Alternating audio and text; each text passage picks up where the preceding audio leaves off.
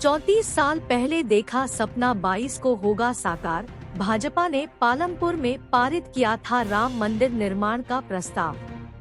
यूं तो राम जन्म भूमि और मंदिर निर्माण का संघर्ष दशकों से निरंतर देखने को मिला, लेकिन राम जन्म भूमि पर मंदिर बनाया जाएगा, इसकी इबारत देवभूमि हिमाचल के सबसे बड़े जनपद कांगड़ा के पालमपुर में लिखी गई थी। हिमाचल प्रदेश के कांगड़ा जिला के पालमपुर के लिए 22 जनवरी का दिन ऐतिहासिक होगा। आज अवध में भले ही राम मंदिर बनकर तैयार हो चुका हो और 22 जनवरी को रामलला की प्रतिमा की प्राण प्रतिष्ठा होने जा रही है, लेकिन राम मंदिर निर्माण को लेकर भाजपा और विश्व हिंदू परिषद ने जहां पहला कदम उठाया, वहां पर भी अयोध्या जैसा उत्साह दिखने लगा है। भाजपा ने पालमपुर के रोटरी भवन में आज से करीब 34 साल पहले जून 1989 में राम मंदिर निर्माण का प्रस्ताव पारित किया था। यहां विश्व हिंदू परिषद के नेताओं के साथ भाजपा राष्ट्रीय कार्यसमिति की बैठक हुई थी। यह बैठक 3 दिन 9 से 11 जून तक चली। बैठक में लाए गए राम मंदिर निर्माण के प्रस्ताव पर 2 मिनट के भीतर ही मुहर लग गई थी। बैठक में अटल बिहारी वाजपेयी, लालकृष्ण आडवाणी, विजयाराजे सिंधिया और शांता कुमार के अलावा पार्टी के कई बड़े नेता भी मौजूद रहे। विश्व हिंदू परिषद की ओर से अयोध्या में राम मंदिर बनाने के प्रस्ताव को पालमपुर में वरिष्ठ भाजपा नेता लालकृष्ण आडवाणी ने कार्यकारिणी की बैठक में रखा था। इस पर अटल बिहारी वाजपेयी ने मुहर लगाई। राष्ट्रीय भाजपा कार्यकारिणी की इस बैठक का सारा जिम्मा उस समय हिमाचल भाजपा के अध्यक्ष रहे शांता कुमार को सौंपा गया था। इस बैठक में कुछ लोगों को छोड़कर आखिरी समय तक राम मंदिर निर्माण के प्रस्ताव की जानकारी बाहर किसी को नहीं थी। जब आखिर में प्रस्ताव पारित हुआ तो उसके बाद पालमपुर के गांधी ग्राउंड में हुई भाजपा की रैली में मौजूदा पुलिस स्टेशन तक लोग खड़े नजर आए थे, जो अब तक पालमपुर के इतिहास में कभी देखने को नहीं मिला। पूर्व मुख्यमंत्री एवं भाजपा नेता शांता कुमार ने बताया कि उस दिन उन्होंने अपने घर पर ही प्रीति भोज रखा था, जिसमें हर एक नेता को कांगड़ी धाम कांगड़ा परोसी गई, जिसका हर किसी ने लुत्फ उठाया। 34 साल पहले हुई बैठक में अयोध्या में राम मंदिर निर्माण की रूपरेखा के मुख्य आयोजक की भूमिका निभाने वाले पूर्व मुख्यमंत्री शांता कुमार का प्रस्ताव आज मूर्त रूप ले चुका है और मौका जश्न मनाने समेत मंदिर में प्रवेश करने का है, तो शांता कुमार वहां जाने से पूरी मना कर रहे हैं। दरअसल 22 जनवरी को अयोध्या में राम प्रतिमा की होने वाली प्राण प्रतिष्ठा कार्यक्रम में शांता कुमार स्वास्थ्य कारणों से भाग नहीं ले पा रहे हैं। संजोया था सपना। पालमपुर के पूर्व विधायक एवं भाजपा नेता प्रवीण शर्मा ने बताया कि जब पालमपुर में भाजपा के राष्ट्रीय नेता पहुंचे और यहां पहली बैठक हुई तो उस वक्त उनकी आवास व भोजन व्यवस्था सहित रैली में उन्होंने बढ़चढ़ हिस्सा लिया। हालांकि उस वक्त वो छात्र राजनीति में ही थे। उसके बाद जब अयोध्या में राम मंदिर की जगह विवादित ढांचे को गिराने का समय आया तो भी वह अपने 10 साथियों के साथ वहां गए, गिरफ्तारियां दी।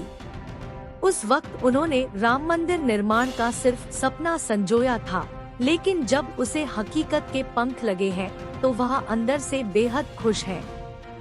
मेहनत रंग लाई। कांगड़ा के पालमपुर में राम मंदिर निर्माण के प्रस्ताव से प्रेरित होकर तत्कालीन बजरंग दल के जिला कांगड़ा संयोजक व भाजपा जिला महामंत्री राकेश चौहान की माने तो उन दिनों राम मंदिर निर्माण को लेकर उनके अंदर एक अलग ही ज्वाला धधक रही थी। जैसे ही उन्हें अयोध्या में विवादित ढांचे को गिराने का आह्वान हुआ तो वह भी अन्य साथियों के साथ वर्ष 1992 में अयोध्या पहुंच गए और सबसे पहले जत्थे में शामिल होकर सुबह ही वहां चढ़ाई कर दी और शाम होते होते उन्होंने आधे से ज्यादा विवादित ढांचा ध्वस्त कर दिया और आज प्रयास रंग लाए हैं। सरयू तट से आगे नहीं बढ़ पाए राम भक्तों के कदम। विवादित ढांचा गिराए जाने के वक्त बिलासपुर से भी गया था कार्यकर्ता का एक दल। अयोध्या में विवादित ढांचा गिराए जाने के वक्त बिलासपुर से गए वरिष्ठ नेताओं को स्पॉट पर पहुंचने से पहले ही सरयू नदी के तट से वापस लौटना पड़ा था। आगे जाने की मनाही के चलते सभी सरयू में पवित्र स्नान करने के बाद लौट आए। उस समय अयोध्या तक पहुंचने और वापस लौटने की यादों को तरोताजा करते हुए भाजपा के वरिष्ठ नेता चमन गुप्ता कहते हैं कि उस समय अयोध्या में फौज का सख्त पहरा था और फायरिंग हो रही थी, पत्थरबाजी चल रही थी। ऐसे खराब हालात में उन्हें वापस लौटने की सलाह दी थी, अन्यथा गिरफ्तार कर लिए जाते, क्योंकि उस दिन विवादित ढांचा गिराया जा चुका था और माहौल भी काफी खराब था। आज 3 दशक की लंबी समयावधि बीतने के बाद रामलला की प्राण प्रतिष्ठा नवनिर्मित भव्य मंदिर में होने जा रही थी, तो उनकी खुशी का कोई ठिकाना नहीं है। खुद को आज गौरवान्वित महसूस कर रहे हैं और 29 जनवरी को अयोध्या जाकर रामलला के दर्शन करने का मन बनाया है। बिलासपुर शहर से ताल्लुक रखने वाले प्रमुख व्यवसायी एवं बीजेपी के वरिष्ठ नेता चमन गुप्ता ने उस समय की यादों को तरोताजा किया और दिव्य हिमाचल के साथ साझा किया। उन्होंने कहा कि उस समय वह 21 वर्ष के थे। बिलासपुर से अयोध्या रवाना हुए दल में पूर्व विधायक स्व सदाराम ठाकुर, वरिष्ठ नेता स्व अश्विनी डोगरा, स्व आशाराम शर्मा के अलावा पंडित दीनानाथ शर्मा, जितेंद्र चोपड़ा, श्याम और राजकुमार इत्यादि शामिल रहे। सीमांत क्षेत्र में सख्त पहरा होने के चलते बहाना बनाकर किसी तरह आगे बढ़े और ट्रेन के जरिए लखनऊ पहुंचे। लखनऊ में एक पुलिस कर्मी ने सहयोग किया और मार्गदर्शन किया और कहा कि ट्रेन अयोध्या नहीं रुकेगी। गोरखपुर जाने वाली ट्रेन में सवार होकर सभी गंतव्य के लिए निकले। बीच रास्ते में ट्रेन रुकवाई और उतरकर जंगल के रास्ते आगे बढ़े। 70 किलोमीटर का लंबा फासला पैदल तय किया और जब भूख लगी तो जंगल में एक बाबा की कुटिया में पहुँचे, जहां बाबा से खाना खाने की इच्छा जाहिर की, जिस पर बाबा ने खिचड़ी पकाकर खिलाई और अगले दिन आगे निकले। कृष्णापुर नामक जगह पर पहुँचे, जो कि अयोध्या के काफी पास है।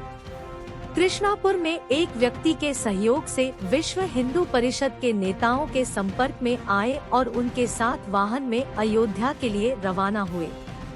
उस दिन अयोध्या में माहौल काफी खराब था और विवादित ढांचा गिराया जा चुका था। चारों ओर फायरिंग हो रही थी और पत्थर बरस रहे थे। माहौल खराब होने व फौज का सख्त पहरा होने की वजह से वह सरयू नदी के तट पर पहुंचे और नदी में स्नान किया। विश्व हिंदू परिषद से जुड़े नेताओं ने उन्हें अवगत करवाया कि ढांचा गिराया जा चुका है, इसलिए अब आगे जाना खतरे से खाली नहीं होगा। उन्हें वापस लौटने की सलाह दी गई। राम प्रतिमा प्राण प्रतिष्ठा जीवन की सबसे बड़ी खुशी। अयोध्या में विवादित ढांचे को गिराने में धर्मशाला के कारसेवकों का रहा बड़ा योगदान। अयोध्या में विवादित ढांचे को गिराने के लिए कांगड़ा के कारसेवकों का भी बड़ा योगदान रहा है। यहाँ से भी दर्जनों की संख्या में अलग अलग स्थानों से कारसेवक अयोध्या पहुँचे थे। अब 22 जनवरी को जब प्रभु राम की प्रतिमा की प्राण प्रतिष्ठा हो रही है, तो उस खुशी को शब्दों में बयां करना उन कारसेवकों के लिए कठिन है। अयोध्या में राम मंदिर आंदोलन में शामिल होने वाले धर्मशाला के कारोबारी व कारसेवक सुनील मनोचा ने बताया कि उस आंदोलन में देश भर से लाखों की संख्या में कारसेवक पहुंचे थे। आज जब राम मंदिर का भव्य निर्माण हो रहा है, तो कारसेवकों को भी आनंद की अनुभूति हो रही है। मनोचा ने बताया कि वह 1 दिसंबर 1992 को धर्मशाला से रवाना हुए थे। उनके साथ धर्मशाला और शाहपुर क्षेत्र के दर्जनों कारसेवक अयोध्या गए थे। 6 दिसंबर को सुबह 7 बजे से कारसेवक विवादित ढांचे के पास इकट्ठे हो गए और करीब 11 बजे तक ढांचे को गिरा दिया गया। उन्होंने बताया कि जिला कांगड़ा से भी कई जत्थों ने कार सेवा की है। कांगड़ा जिला के कारसेवकों का उस आंदोलन में बड़ा योगदान रहा है। मनोचा ने बताया कि वह भी अपने साथियों के साथ पूरे जोश, हिम्मत व जुनून के साथ अयोध्या गए थे। उस समय वह मात्र 34 वर्ष के थे और पूरा जोश था। विवादित ढांचे को गिराने के बाद जो सुकून मिला उसे शब्दों में बयां करना कठिन है। कार सेवा के दौरान वहां कार सेवकों की टेंट में रहने की व्यवस्था थी, खाने पीने के लिए लंगर लगे थे। उन्होंने बताया कि राम मंदिर के नाम पर पूरे देश में उबाल था। आज राम मंदिर बनकर तैयार हो गया है। ऐसे में खुद को बड़ी आनंद की अनुभूति हो रही है। मनोजा ने बताया कि सिर्फ वह ही नहीं बल्कि उनके साथ गए अन्य कार सेवक व विभिन्न राज्यों से उस वक्त पहुंचे कार सेवक आज आनंद की अनुभूति कर रहे होंगे। सभी का जीवन सार्थक हो गया। बहुत से लोग उस समय साथ गए थे, जिनमें से आज कई साथियों का स्वर्गवास हो गया है, लेकिन मौजूदा समय में जो खुशी और आनंद की अनुभूति हो रही है उसे शब्दों में बयां करना मुश्किल है। पूरा देश राममय हो गया है। मंदिरों में भजन कीर्तन चल रहे हैं, शोभा यात्राएं निकाल रही हैं। अयोध्या से आए अक्षत हर घर पहुंच रहे हैं। पूरा वातावरण राममय हो गया है। 15 की उम्र में जेल गए थे राम भक्त। राम मंदिर आंदोलन विवादित ढांचा गिराने अयोध्या पहुंचे थे बद्दी के राजेश। भगवान राम पास था और भाव है, जिसने उन्हें जी लिया उसके लिए फिर कुछ मायने नहीं रखता। औद्योगिक नगरी बद्दी के राजेश जिंदल ऐसे ही कार सेवक रहे हैं जो रामकाज के लिए 15 साल की उम्र में जेल गए। अब राम मंदिर की प्राण प्रतिष्ठा की खुशी में राजेश जिंदल की आंखें छलक पड़ी हैं। राम मंदिर आंदोलन व विवादित ढांचा गिराने के साक्षी रहे राष्ट्रीय स्वयंसेवक संघ के स्वयंसेवक राजेश जिंदल के जहन में आज भी अयोध्या कूच करने, जेल में बिताया वक्त और कार सेवकों की नदी में तैरती लाशों के दृश्य आज भी ताजा है। राम मंदिर आंदोलन के संस्मरण को बयां करते वक्त जिंदल भावुक हो उठते हैं। राजेश जिंदल कहते हैं कि 35 साल पहले बद्दी का एक 15 साल का युवा दिल में राम मंदिर बनाने का जज्बा लेकर तब अयोध्या पहुंच गया जब लोगों को वहां तक पहुंचने का रास्ता भी मालूम न था। वर्ष 1990 में कार सेवा का मौका आया। हमारी 84 कार सेवकों की वाहिनी चुपचाप बिना किसी शोर शराबे के अयोध्या के लिए निकली थी। अयोध्या में 30 अक्टूबर 1990 को बड़े स्तर पर प्रदर्शन किया जाना था, इसलिए हरियाणा से हम सभी साथी साथ कार सेवकों की छोटी टोलियों में विभाजित हो गए थे। हम लोग लखनऊ स्टेशन पर उतरे तो पुलिस ने उनकी घेराबंदी कर ली और उन्हें पकड़ लिया। हम सभी 84 लोगों ने अपनी गिरफ्तारी दे दी और 18 दिनों तक उन्नाव जेल में बिताए। राजेश जिंदल ने बताया कि हमें पता चला कि जो लोग अयोध्या पहुंच गए थे वहां मुलायम की सरकार ने वहां कार सेवकों पर गोलियां चला दी है, जिसमें हजारों लोगों की जान चली गई। हमें उन्नाव जेल से 18 दिनों के बाद 2 नवंबर को रिहा कर दिया। हम सभी ने अयोध्या के लिए ट्रेन पकड़ी और रामलला के दर्शन करने के साथ साथ सरयू में जैसे ही स्नान के लिए उतरे तो वहां नदी में उन्हें 2 लाशें भी नजर आई। हम साथियों ने मिलकर उन लाशों का दाह संस्कार किया और फिर वापस ट्रेन में बैठकर वापस आ गए। उसके बाद जब 1992 में एक बार फिर कार सेवा के लिए जाना हुआ तो उस समय तय था कि वहाँ क्या किया जाएगा। सरकार बदल गई थी और कल्याण सिंह की भाजपा की सरकार वहाँ थी। ऐसे में कम खतरा था और वहाँ 5 लाख के करीब लोग जमा हो गए थे। मंच पर भाषण चल रहा था और इनमें हम हजारों की तादाद में बाबरी ढांचा पर पिछली तरफ से चढ़ गए थे।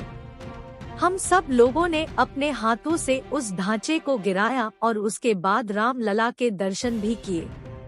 राम मंदिर का निर्माण पूरा होने पर विरोधियों की क्या होगी हालत। पूर्व मुख्यमंत्री एवं पूर्व केंद्रीय मंत्री शांता कुमार ने कहा कि सौभाग्य से पूरा भारत राममय हो गया है, विपक्ष भी भगवानमय हो गया है। कोई सुंदरकांड करवा रहा है तो कोई अपने क्षेत्र के मंदिर में जा रहा है। कुछ चुपचाप बैठे हैं, कुछ विरोध कर रहे हैं। भारत के लिए यह व्यवहार कोई नया नहीं है।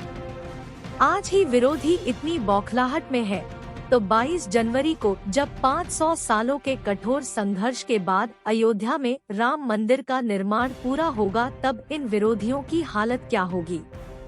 इतना ही नहीं, कुछ ही महीनों के बाद जब इतिहास के सब रिकॉर्ड तोड़कर राम भक्त मोदी जी तीसरी बार देश के प्रधानमंत्री बनेंगे, तब यह विरोधी क्या करेंगे और कहां जाएंगे। भारत के इतिहास में यह पहला मौका है जब भारत के प्रधानमंत्री विश्व के 190 देशों के प्रधानमंत्रियों में सबसे अधिक लोकप्रिय है। यह पहला मौका है जब दूर दूर तक भाजपा और नरेंद्र मोदी का कोई विकल्प नजर नहीं आता। घमंडिया नाम को विपक्ष लगड़ाते बहुत पीछे लटका दिखाई देगा। सीएम को आया श्रीराम मंदिर का निमंत्रण। श्रीराम मंदिर सूद सभा शिमला के प्रधान राजीव सूद और अन्य पदाधिकारियों ने यहां मुख्यमंत्री सुखविंदर सिंह सुक्खू से मुलाकात की और उन्हें अयोध्या में श्रीराम मंदिर प्राण प्रतिष्ठा कार्यक्रम के उपलक्ष्य में श्रीराम मंदिर में आयोजित कार्यक्रम में शामिल होने का निमंत्रण दिया। उन्होंने मुख्यमंत्री को शिमला में आयोजित कार्यक्रम में शामिल होने का निमंत्रण भी दिया। राजधानी के मंदिरों में ये दिन दिवाली के उत्सव की तरह मनाया जाएगा। इस दिन राम मंदिर को दिवाली की तरह दीपों से सजाया जाएगा। प्राण प्रतिष्ठा के दिन लोअर बाजार स्थित राम मंदिर 5100 मिट्टी के दीपों से जगमगाएगा। 25 जनवरी से श्रीराम दर्शन यात्रा शुरू करेगी भाजपा। भाजपा द्वारा नवनियुक्त प्रदेश स्तरीय प्रकोष्ठों के संयोजकों के साथ प्रारंभिक बैठक की गई, जिसकी अध्यक्षता प्रदेश अध्यक्ष डा राजीव बिंदल ने की। प्रदेश के विभिन्न वर्गों में पार्टी का संगठन का कार्य विस्तार करने के लिए 15 प्रकोष्ठों का गठन कर लिया गया है। 25 जनवरी के बाद श्री अयोध्या जी राम मंदिर दर्शन यात्रा प्रारंभ होगी। इस यात्रा के संयोजक प्रदेश उपाध्यक्ष संजीव कटवाल होंगे और इनकी टीम पूर्व प्रत्याशी रवि मेहता, पूर्व मेयर कुसुम सदरेट, पूर्व जिलाध्यक्ष विजय परमार, पूर्व डिप्टी मेयर राकेश शर्मा तथा पूर्व जिला महामंत्री शिमला गगन शर्मा के साथ भाजपा मुख्यालय में बैठक में थी। बिंदल ने बताया कि 29 जनवरी को ऊना से श्री अयोध्या जी के लिए पहली ट्रेन दर्शन हेतु जाएगी, जिसमें ऊना, हमीरपुर व बिलासपुर के लगभग 1300 राम भक्त जाएंगे। यात्रा के लिए प्रदेश उपाध्यक्ष संजीव कटवाल को प्रभारी बनाया गया है और इनके साथ 10 लोगों की एक टीम का गठन किया गया है। इस बैठक में विधि प्रकोष्ठ, व्यापार प्रकोष्ठ, चिकित्सक प्रकोष्ठ, बुद्धिजीवी प्रकोष्ठ, वरिष्ठ नागरिक प्रकोष्ठ, देव समाज प्रकोष्ठ, सांस्कृतिक प्रकोष्ठ, पर्यटन प्रकोष्ठ, पंचायती राज प्रकोष्ठों के संयोजकों ने भाग लिया।